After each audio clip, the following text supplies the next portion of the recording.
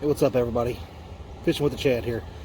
Had a request to show you guys how to do a sabiki rig. Now, there are many ways to do a sabiki rig. One, you can just go to your bait store, or I think they sell them at like places like Walmart and stuff like that. Obviously, Bass Pro Shop, and just buy a pre-made sabiki rig. They have the little flies on them that you can buy. Just be careful. Your state laws might dictate how many hooks you can have on a line, so make sure you watch that. And you can cut them down to size that you need them. Me personally, I don't really care for the little flies. They more of a nuisance to me than anything, so I really prefer jig heads with little curly tail worms, these, or my favorite has become the shiny hiney. I love a shiny hiney. If you guys haven't seen those before, they're basically, I'll show you these. They're a pre-made jig head with a little shiny, I want to say like a tinsel wrap around them with little feathers on the end with a red hook. Really like these. I've had more success at them. And the other question is color. Same thing with the shiny honeys versus the grubs. One day they might be hitting on a white grub, one day they might be hitting on a yellow. Shiny honeys are the same thing. You might have to change them out a little bit here and there to find out what they're hitting on each day. Let's get to it. So, if you haven't seen my last video of the Kentucky double hook rig, check it out. This is kind of follows suit a little bit with it, of the same kind of way I tie the hooks on. There will be a little bit more detail because these the circles to get your line through on these jig heads where they're painted, it's very tight. So I'll show you two different ways if you have big hands like myself, or I know some friends that have, you know, a hard time seeing, or, you know, shaky hands, stuff like that. So there's a couple different ways to do it. You can pre-make these just like we did the last time with the leader and have a quick snip on, or a quick snap on them. I don't really go to that with these, but you can do it. So you would just start with your barrel swivel on that. What I do is I actually tie it to the main line. I'll tie this here, or pull some line out here. So the first thing that I'm going to do is show you, I'll do it different on each hook to show you the different ways. So the very first thing you would do with this is double your line over as tight as you can. And if you have, and I'll show you, might be good to have a little, I don't know if it'll focus here, a knife or something, or a pin. Yeah, and it won't focus, but that is completely closed off. So let me pull one of these off that I just had. I just took off this line. So what I would do is the same as we did before.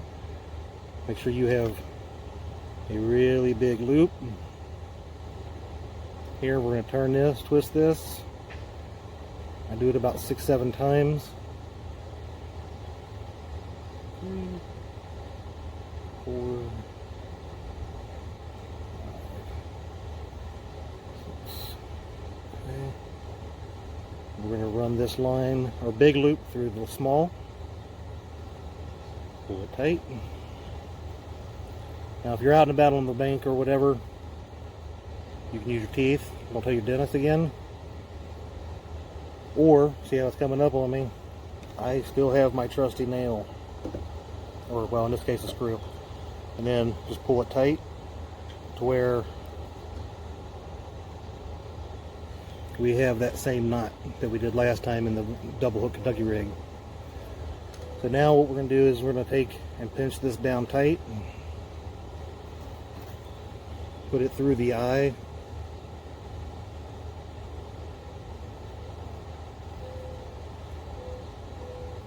Just kind of like with a Polymer knot. You're just going to pull the bait through it.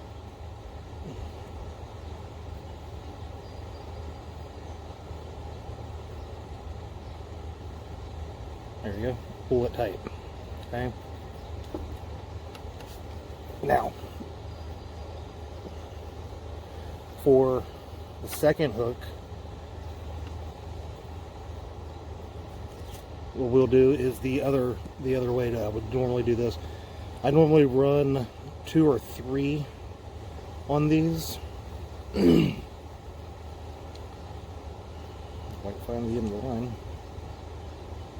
And I run them probably about 6 to 8 inches apart. But, so I run it through the eye one time. And then back through.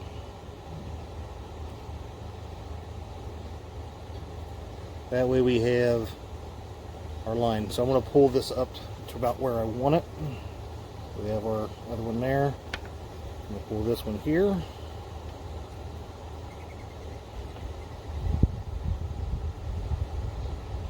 Again, I'm going to put this around the jig head and go ahead and pull that tight. Okay.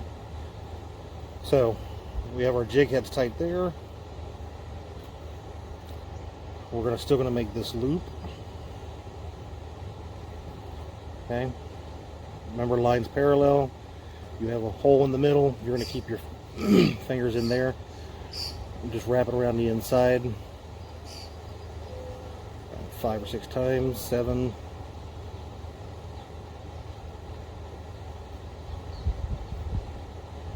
Okay. Hole. You're going to pull this through it. And this time it's nice because you actually have a little hook to put on your screw or nail or whatever you're using. It's the same effect.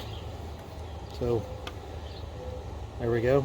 I like to keep mine off. I used to use them where I just basically tied them right here onto the main line, but I like to have them to have the freedom of, you know, when I'm reeling in to kind of dangle in the water a little bit. They're going to pull up based off current, but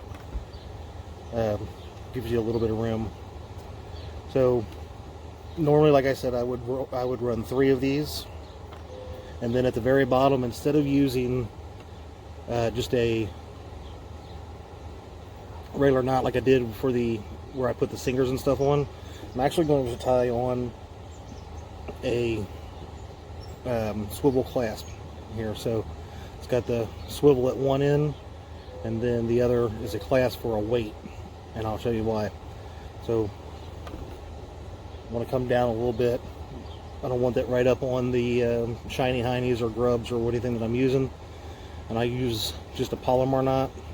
It's probably my favorite knot to use overall. So it's strong, and it's pretty easy. Just over and under. Pull your clasp through, and like I told you last video, make sure you have some kind of clips. This makes it very, very easy to cut it as close as you want. So the reason I tied this on versus that other knot, you just open it up, pinch it down, open it up, and I can tie one of these on. So 2 reasons I do the sinker at the end. Sometimes I will do a like a Foley spoon or something, but I do like these, especially where I fish at. It's typically pushing out a lot of water. There's a hydro that's pushing out, but this also lets me get a little bit better cast on my line as far as how far out I can get. But it also, if that current is really pulling, I'll switch this out depending on, I use a 1/4 ounce, 1/8 ounce, whatever, depending on the current, to keep it not skipping right across the top of the water. I want it down just a little bit.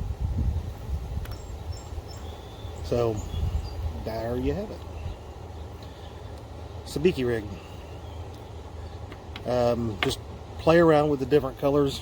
If you're like me, and I walked into Walmart the other day and they had restocked the shiny hiney on the shelves, and I bought them out. So sorry to everybody else, but these things are really, really good. Different colors, again, different time of the day might attract a different color that you need to use. So,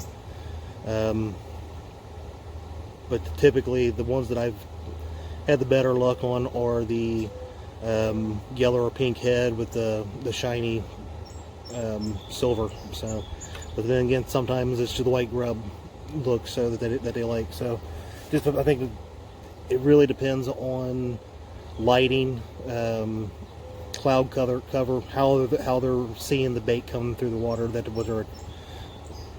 what attracts them to want to strike that. So I hope this helps. Hope you'll hit that thumbs up and subscribe if you already haven't, and if you already haven't, check out my other videos, especially the double hook Kentucky rig. That'll help you out, and I will hopefully see you on the water. Have a good one.